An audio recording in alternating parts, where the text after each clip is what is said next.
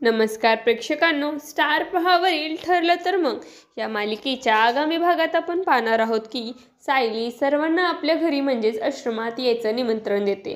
मात्र सुरुवातीला कोणीच तिला होकार देत नाही.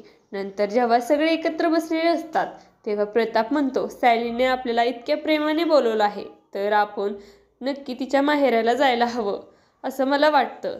आता मग जायचं की नाही यावर कल्पना चिडते आणि पूर्णाजीकडे वरून पाहते. पूर्णाजी, तुम्हाला तर असं वाटत नाही ना की तिथे आश्रमात जावं?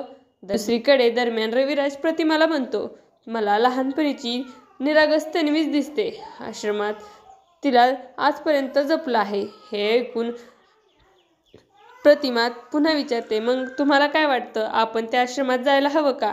तिथे आपण पाहतो की अर्जुन आधीच आश्रमात पोहोचतो. मधुभाऊ त्याला पाहून खूप खुश होतात. कुसुम सगळ्यांना हाक मारते, बघा बघा कोण आले, आपले जावई बापू आले आणि आपली साऊ आली आहे. सगळे आनंदित होतात.